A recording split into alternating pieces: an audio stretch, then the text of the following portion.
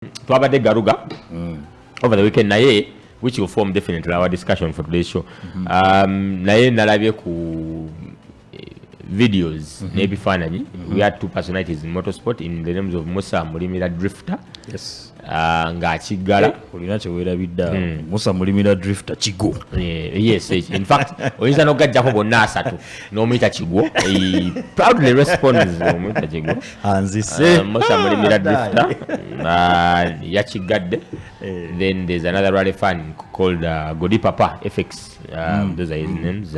Names akozesa nabo basobola okubanga naye akiggala. Bebabadde ne donati abawadde wakati nga nika abayisaako that is GODDY Papa nga couple eri wakati, then there's someone spinning. Naye singa nabaddeyo nandibadde nkwata esimu yange newa microphone nembuza omukyalo wayi how was olaba kitu gyogedde akantu ako kageze ne kasurfacinga ku family group yaffe. Kakati omukuba anti bange eyakataddeyo kati agenda okukateekayo muzeeyi n'amubuuza nti ate biki bino. Ko anti we n'agamba nti why tulinde eno kajja ajja tuwulire ekigenda mu maaso. Nengamba ate balinde nze kati ate nze ngenda bagamba ki ko muzeeyi ye yabadde amanyi nti bagamba nti eno ke bajja okukola nga naye asiba akaguuli. Yeah, but when you nakalabye and I'm like, okay, this is like we've seen osanga nalabako bagaya abamu nga babikers. These guys who ride nga balina event. Then ne bawerekerako omuntu waabwe. So abali kufa TV no zamwe nakulaba dance Musa gye yakubye. Musa Mulimira yakubye dance. Omusajja yadde musanyufu nnyo n'akubwa dance. Yakubye dance and it was really colorful event. Alaba abawubira the changing amaze okukyusa awo ambadde nozanga mu Nigeria. Waliwo akanya ke bamwisawo mu video musiki yamwise naye nkerabidde kanvudde mu mutwe naye nakajjukira njakateekayo. So Musa kajjukidde Obasanjo. Obasanjo was former Nigerian president. Mukulu yambaidde lango Obasanjo yakutte omungu. Then that is abali kufuba TV GODDY Papa FX naye we wish the best for them in their new engagement and may God bless them abundantly. Kale Kongs Musa, Kongs GODDY Papa eno katukulinde. We will definitely show it on Fufa TV. Oita no Twitter ndo kwata live netugo air yobadde otya. Then tulina mukolo gwa Pius Lujja. Yes. Nako guli gujja masa. Pius Lujja by the way Kodeva Musa Mulimira. So ndoza I don't know baba akitesaako baba akikola batya kye batukoze basazewo tukuwabo ku bikigolo mulundi gumu bakigale lumu. So we wait to see how things turn out, but definitely Pius nawe tukusuubira nti twagaliza birungi bierere come that time from weekend noja kuba ya 8th of August. Kale tuvuddeyo the Kenya Baina event mu Eldoret, which is their 5th round of the Kenya National Championship. Ena kubera nyuki baji pushinze of course Eldoret. I tried to personally look out for the reasons that's why the event was pushed to Eldoret. But but we keep talking about the Kenyan issue about the championship. Their numbers dwindled and now you can say case nga twakava mu safari. He was ngava Kenya. In fact yali atuse jinja nga jageno so then alioka continuing journey. Ngamubuza about the Kenyan National Championship. Why do you see 8-10 entries in comparison to the previous ones? Tekiraga omuzanyo kuba nti gusem. Then he gave me a reason natugamba nti twali wano ku TV or ne radio nagamba nti yeah omuzanyo gwakyukamuko but their cars are rally cars nti well prepared. Eroto saa kujjawo nga you're ill prepared to compete. Nagazaako comparing nagamba drivers don't prepare enough for competition. That is why you have as one entries where then you have this number of DNFs. But even the cars, the level of competition and the type of cars we drive in comparison to the Kenyan ones, a difference but they have an event and okusumanya input yoko echo. Well talimbye emu naye pose ekira kyenyinza okwongerako olaba latitude ye Kenya eyawukana nnyo ne yaffe nti waki nti ffe mu bakompetita be tulina wano mu Uganda passion ya motorsports nene sufu in comparison to the Kenyans. In comparison to the Kenyans ndi omuntu akwata obusente obutonotono bwakoze mu lunaku n'agamba nti kati weekend mu wiki ngemu nina okugenda e Masaka kuba nina okuvuga rally y'e Masaka oba alina sponsorship oba talina yaba alina okugenda okuvuga naye nga Kenya ate si bwe kiri e Kenya okay, let's first go in for a short commercial break to come out, then we build on that.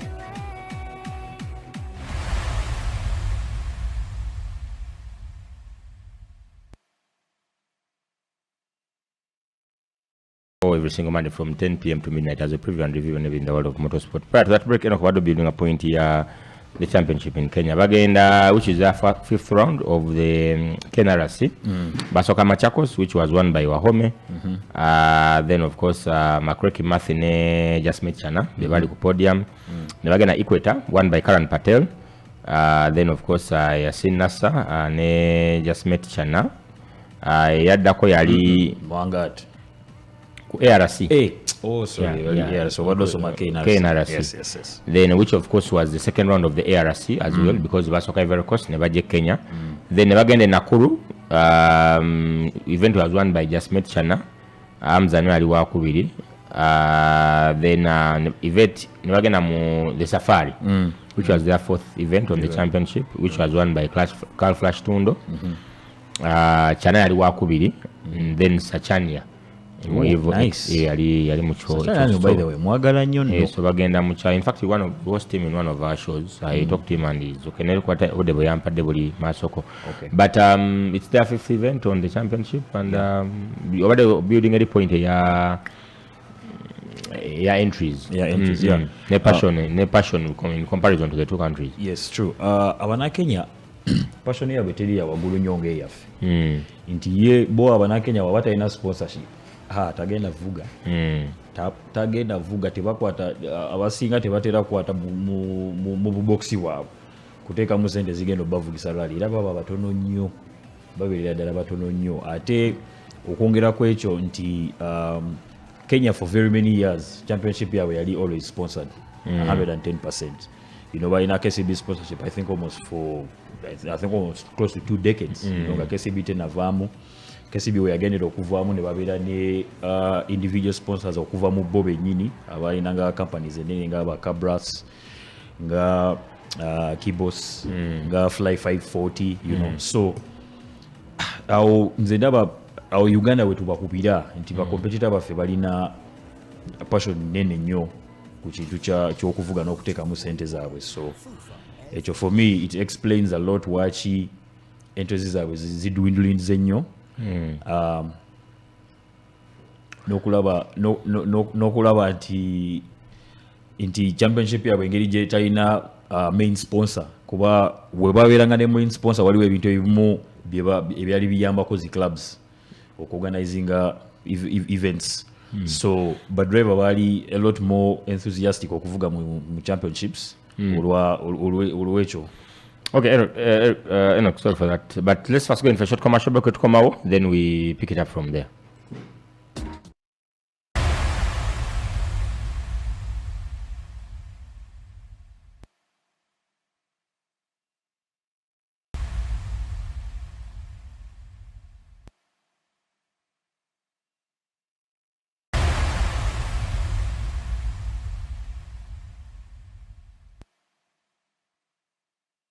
Nefufa TV, the home of Uganda Sport, program The Podium to work every single Monday from 10 p.m. to midnight as we preview and review and everything in the world of motorsport on the 31st day of July 2023. Enoch Olinga and part that break to get Kenya, but Kenya ina do adokola results ngosoma the final results is yesterday. No, it Dr. Ashraf Ahmed, champion wa 2007. 2008, yes, national rally champion of 2008. No government is the only driver yawangula kwa CRC ne NRC. There's no driver in a Gundeji, so I had to go back into memory number. Yes, and mkuli had them too. And truly right, he's the only driver by the way. So ne Kenya by na 2015 double champion Jaspring Singh Chate KNRC ne ARC same as Carl Flash Tundo yes yakikola wano so ndoza ne Manuel Bariano ba mu 2017 taina KNRC taina KNRC wama KNRC jalino yagazaako goba safari bold ne Tundo we bamukubira mu fresh yes then endaji yali alina goba yali yagazaako goba but even then yali yawo nga avudde ku ya 20 nga avudde ku ya ARC after winning the 2019 because 1-3 in a row 2017 2018 2019 naye nga then nafuna issues in Meru. I remember him being flown to Nairobi, which is 250 kilometers away from Nairobi to Aga Khan Hospital. Kati tafunye tiafuna ku chance. Naye Chate yachifuna 2015 of course with 2 MML cars. Yes. Then Netunde yachikoze nga avuge motoka ya Mint. So Kenyans bayine echo maybe Uganda will hope for the future until we can have at least a double champion. Then Gomez achikoze ate cha Gomez china unique, he's a double champion. Ne mukazi we Ushila Gomez. Yes. So okujjawo echo oyinza okwadda family thing. Oyinza okujjawo kwa kati yajjawo kyaba Chate equal kyaba Chate ate na setting ekiche nti yakina mu ne mama w'abaana Ushila. So it's pretty hard, but you're building on the Kenyan point. So iranga benagame nti Kenya sponsorship evuga nnyo omuzannyo nti ba driver bawulira sagala gamba nti bawulira nti badduka nnyo oba beetaaga balina priority ey'okugamba nti ffe tetuteeka ssente mu gundi naye nga era nga betusiba tugamba nti motorsport is a very expensive sport. So Kenya bwe bakiraba ate bakigumiza ddala nti eno sport eri very expensive, omuntu aba talina sponsor oba togenda vuga championship ogimaleyo. So and then also I'm pretty sure mu regulations zaabwe balinamu ebintu ebimu bye ba adjusting ebitakolera a wide range of drivers kuba kati olabe Kenya balina non-homologated cars amoloka ezina expired homologation nyingi ate nga ndoza mu championship yabwe bali ba modifying regulations zaabwe engeri WRC gye yajja so nga tezifavoring abantu balina zino moloka eziri beyond the expiration dates. So ekyo nakyo noolaba nti kisala nnyo ku number y'aba drivers. Then also world over due to the effects of COVID, n'emyaka gye tuyiseemu ndooza nga 2-3 because of COVID, world economy basically okukwasaganya aba sponsor bagenda okuteekamu ssente tekibadde kyangu nnyo Kenya kuba manyi ba driver nga babiri abavaako ku ekyo because of the sponsor bonna abali ba sponsoringiddwa Betway kuba Betway pulled a little bit back because of that reason. Then ojjukira ne mu I think yali candidate event ya WRC 2019 twalina Betika yali is on board and they were sponsoring I think was it 5 or 6 drivers. Basigaza Karan Patel exactly basigaza Karan Patel Carl Tundo naye he was sponsored by Betika Musafari ne Akif Virani as well so ensonga yabwe yo tuze kimataringa nnyo for them atekanenga jibana WRC balaba sport as baji professionalizing and way up there in comparison. Exactly, very true. Olaba okubena le WRC kireta quite a number of pressures and honestly speaking on Africa it's a little bit very difficult kuba compare example in European Union ensonga ya European Union nkulu nnyo ate eyamba nnyo motorsports okula. Why? Because they do not have borders.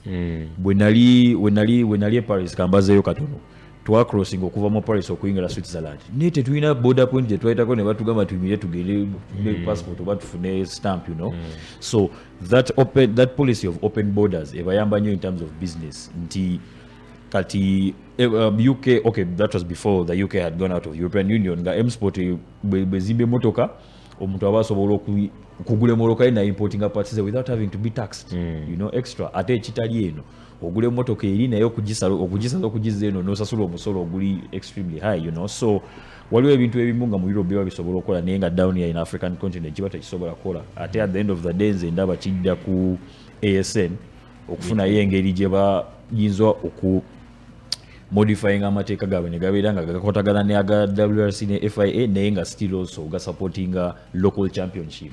So, it has a trickle down effect. Yogedde ku Brexit nenzukira Theresa May yali prime minister yagezaako kipushinga yagamba I tried several times nekigana, so she had to throw in the towel. Okay, no question, follow up question. Chigongo Bahai Hill agamba, besides Patrick Njiru of old, has Kenya unveiled any other indigenous driver?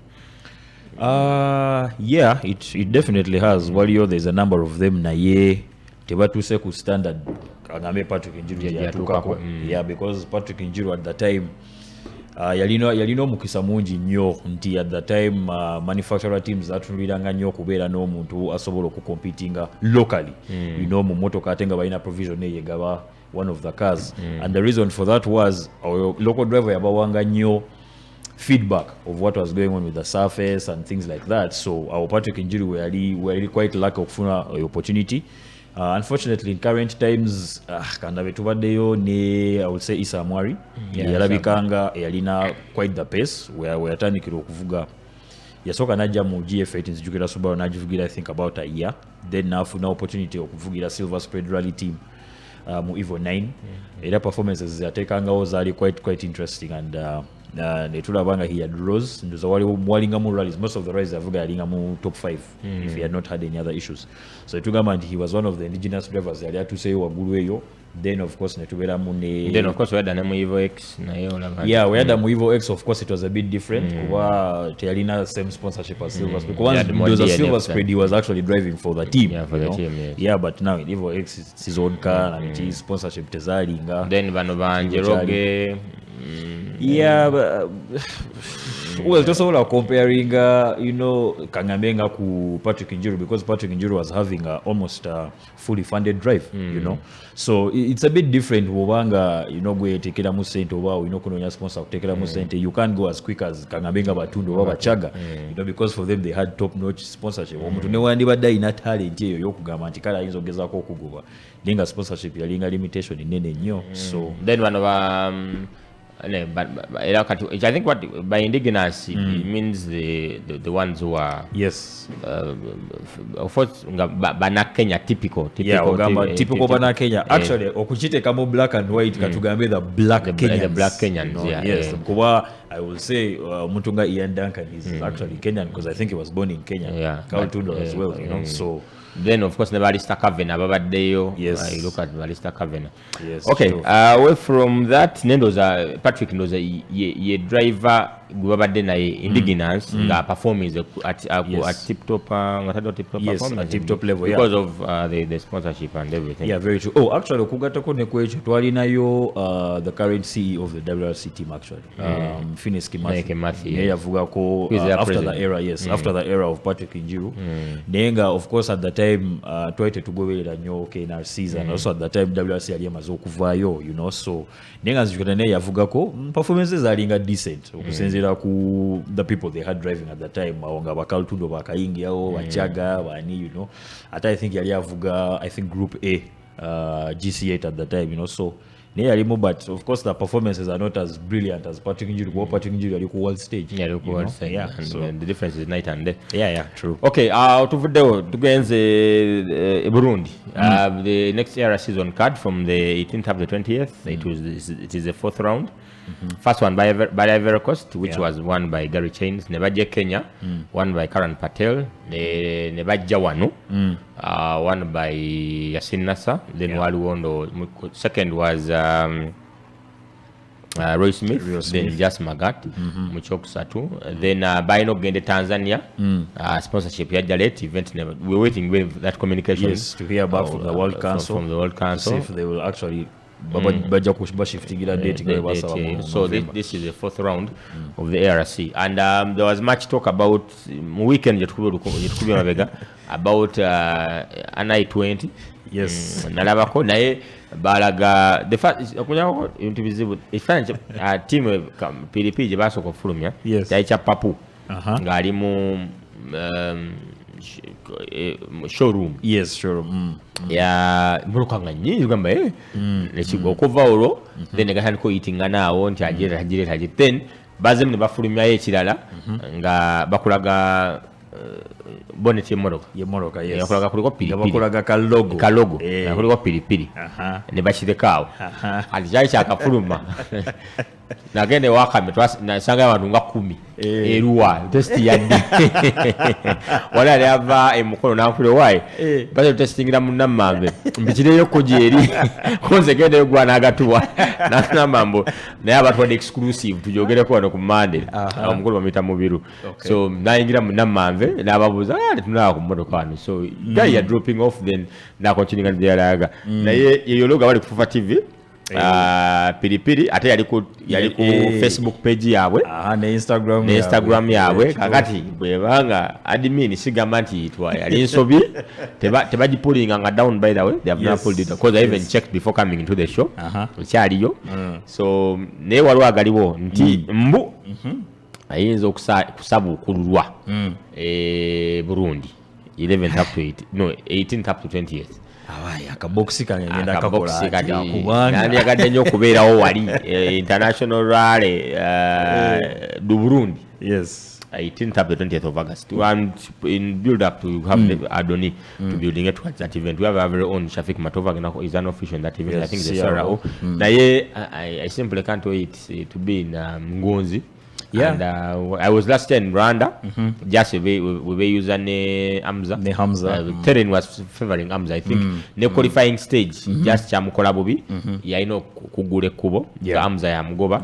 Then nobane Gomez and Patel nabana. But if you look at the pace, Hamza jateka ku jazz.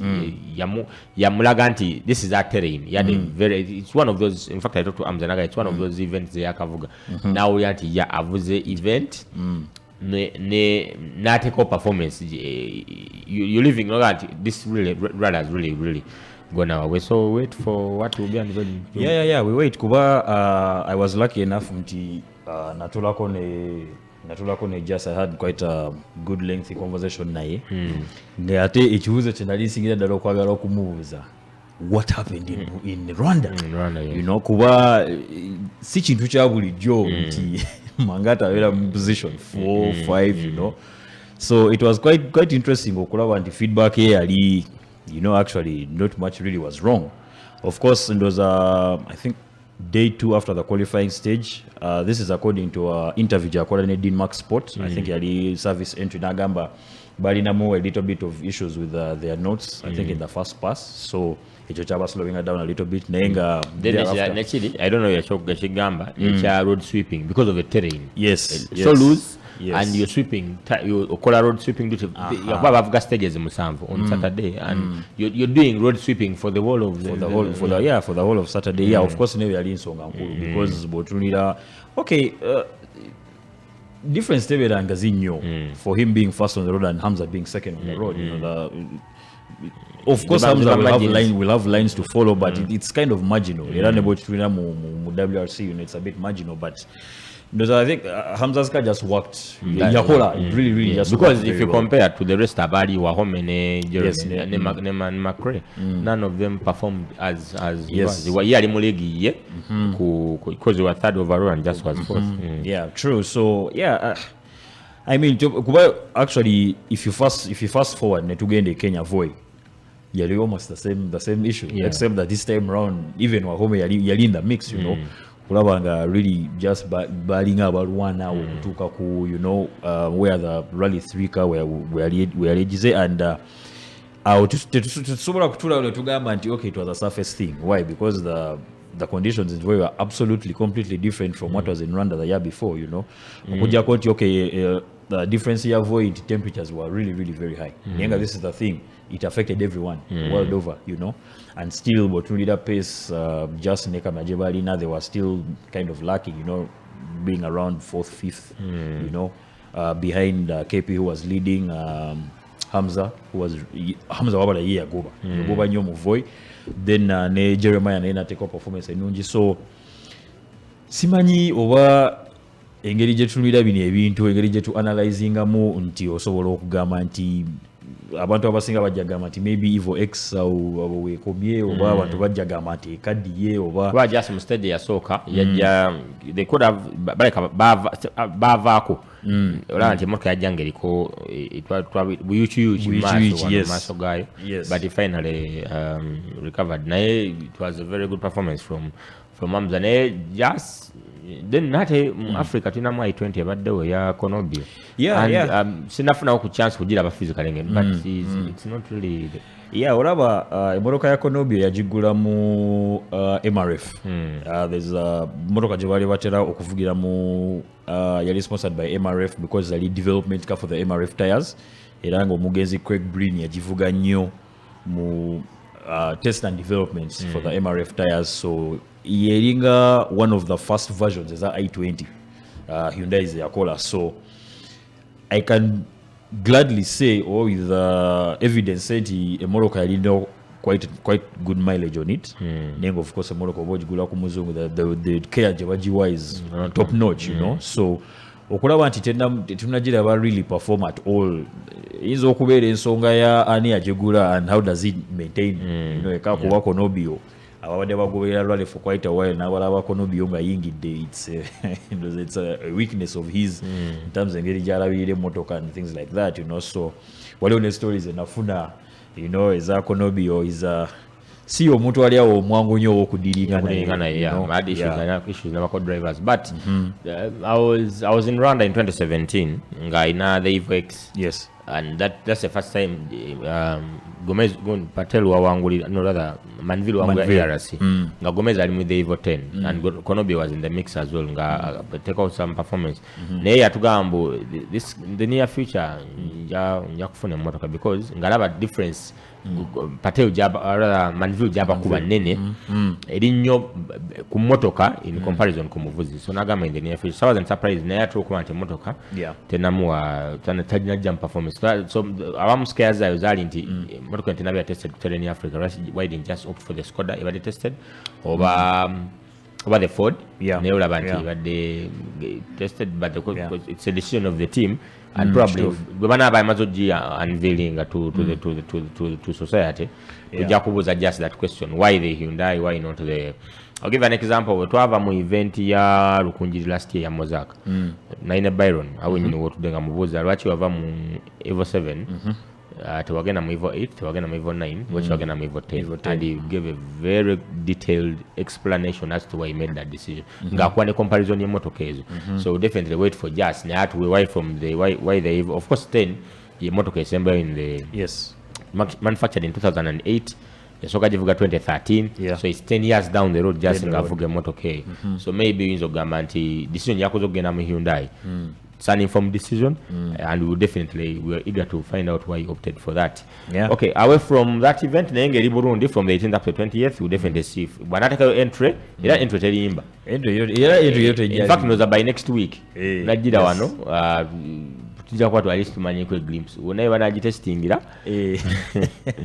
jakubayo tulize aleka eva osogiraba ku start line then away from that Zambia baina events be the weekend you know they have a Livingstone motocross festival motorbike festival in preparation for the MX again weekend year 11th up to the 13th of August but then there's a weekend event here Masaka yes then Binary Rally weekend, Monza Rally 2023, which is, of course, it will be their fourth event. By now, previously, basemba okuvuga, bavuga kawe jukira, bavuga ko event jukira Monasing, yes. Then the last event they drove as well, which was won by Leroy Gomez, and then performance Seth Gomez twajogera ko wano, and it dropped out, but putting up very, very, very good times. And South Zambia is one of those motorsport countries. Abaina motorsport is very, very vibrant. Motorsports are really quite vibrant. Ate nga bwe twagamba ku show omugenzi bwe twali tujukira omugenzi nti yakola kyamaanyi nnyo okuzimba omuzannyo gwa motorsports in Zambia. Nza tufunyemu motorsports presidents from Zambia aweramu. I can't really tell that number exactly naye nga babadde baweramu so Motorsports in Zambia chintu kinene nnyo, chintu kinene nnyo kuba bw'okebera mu records ndoza Zambia has a good number of actually Africa Rally champions, from Zambia. So the emergency of even the deceased Muna Singh. Yes, exactly. Even Muna Singh himself, rest in peace.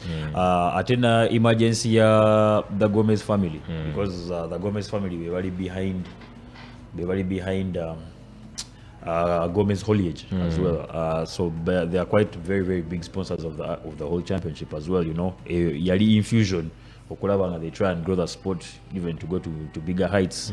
So okulaba nti ekintu tebakitadde mbutesi sente, they as the whole family are competing. Bova ku Gomez baganda bababiri, then ogenda ne mutabani we kati ali mu kuvuga, then ogenda ne kusaidia Ushla Gomez, her brother, Seth is only 13. Yeah, exactly. Their son being only 13. So ekintu bakitaddemu nnyo ate bakyagalira ddala to try and grow the sports to keep growing and further even to the younger generation. Kuba omanyi ntera nnyo okwagala okusoma regulations are different ASNs and different countries. Ate regulations za Zambia are actually quite very interesting nti for them bayinamu category ya junior drivers. Seth mwatera okuvugira, this junior category actually has it has more mileage and rounds to run than the CRC category we have back home here. That is supposed to be encouraging new people new people abana bato abajja mu sport, so nzenda bakola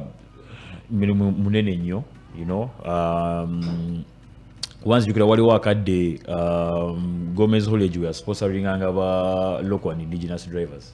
Kuba balinanga nzikula balina zi Evo fondo zanga 3 ze basookeramu nga bakajja nenga baziwa ba drivers abalala ne ba competitors ne bajja ne bazivugiramu, just to try and boost participation and their events. So they have quite a big passion for motorsports. I think almost nge yafe ate ekirala kye mmanyimu kye balina some good tarmac events, mmanyi bakola nnyo drifting and it's something that is quite big in Southern Africa, Zambia included.